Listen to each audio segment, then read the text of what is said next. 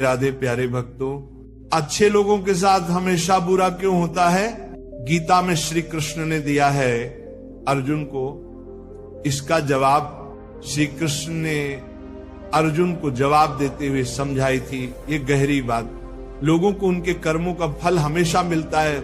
प्यारे भक्तों, आपने महसूस किया होगा कि जो लोग अच्छे कर्म करते हैं वो अक्सर परेशान रहते हैं, वहीं जो बुरे कर्म करते हैं वो खुशहाल नजर आते हैं। अच्छे कर्म करने वाले सोचते हैं कि आखिर उन्हें इतनी परीक्षा क्यों देनी पड़ रही है, जबकि जो धर्म की राह से भटक गए हैं वो सुखी दिखते हैं और जिंदगी का लुत्फ उठा रहे हैं। अगर आपके मन में भी ये सवाल कभी उठा है तो आज हम आपको इसका जवाब देंगे, वही जवाब जो भागवत गीता में लिखा है, जो स्वयं श्री कृष्ण ने अर्जुन को दिया था। भागवत गीता में वर्णित कथा के अनुसार जब भी अर्जुन के मन में कोई दुविधा होती थी वो भगवान श्री कृष्ण के पास पहुंच जाते थे। एक बार की बात है, अर्जुन ने भगवान श्री कृष्ण से कहा, हे माधव, मैं दुविधा में हूं और इसका उत्तर केवल आप ही दे सकते हैं। श्री कृष्ण मुस्कुराए और बोले, क्या सवाल है पार्थ? अर्जुन ने कहा, मुझे यह जानना है कि अच्छे लोगों के साथ हमेशा बुरा क्यों होता है और बुरे लोग खुशहाल क्यों दिखते हैं? अर्जुन की ये बात सुनकर श्री कृष्ण शांत मुस्कुराए और बोले, पार्थ, मनुष्य जैसा सोचता है वैसा कुछ नहीं होता, बल्कि अज्ञानता के कारण वह सच्चाई को समझ नहीं पाता। अर्जुन अभी भी असमंजस में थे। तब श्री कृष्ण ने कहा, पार्थ, मैं तुम्हें एक कथा सुनाता हूं, सुनो ध्यान से और समझो। श्री कृष्ण ने कहा, एक नगर में दो पुरुष रहा करते थे।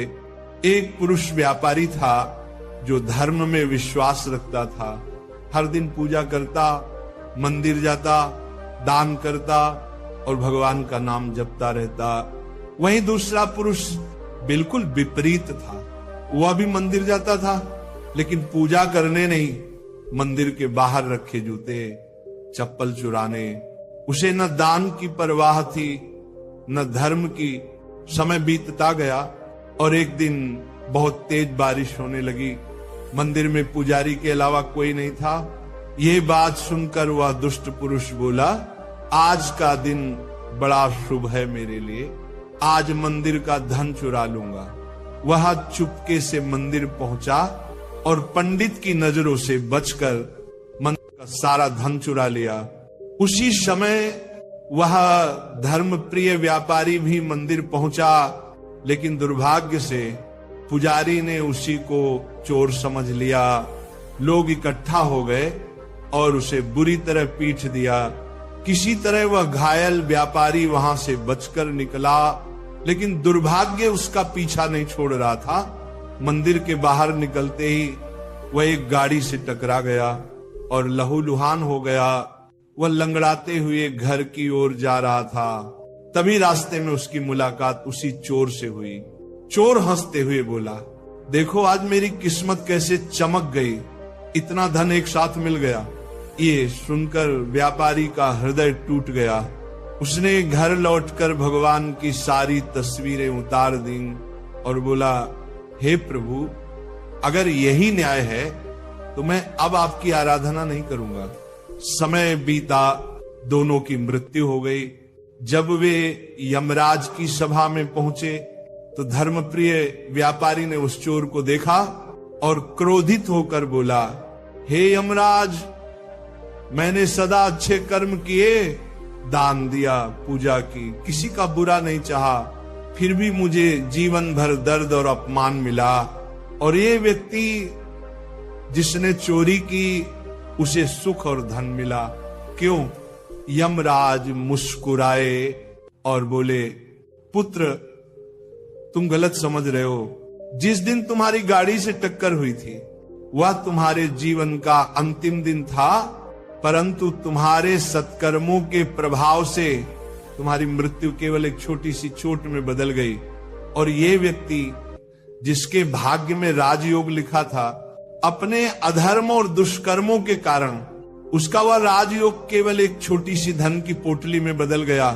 ये सुनकर अर्जुन मौन हो गए। श्री कृष्ण बोले, पार्थ, क्या अब तुम्हें अपने प्रश्न का उत्तर मिल गया? ऐसा मत सोचो कि भगवान तुम्हारे कर्मों को अनदेखा कर रहे हैं। भगवान सब देखते हैं, पर मनुष्य को यह समझ नहीं आता कि कौन सी घटना वरदान है और कौन सी परीक्षा। अच्छे कर्मों का फल अवश्य मिलता है पार्थ, कभी तुरंत कभी देर से, पर मिलता अवश्य है।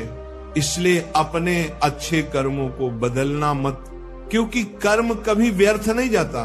भगवद गीता में भी मैंने कहा है, कर्मण्येवाधिकारस्ते मा फलेषु कदाचन, अर्थात तेरा अधिकार केवल कर्म करने में है, फल पर नहीं। बस तू कर्म करता रहे, क्योंकि जब समय आता है तो भगवान की कृपा हर सत्कर्मी के जीवन में बरसती है।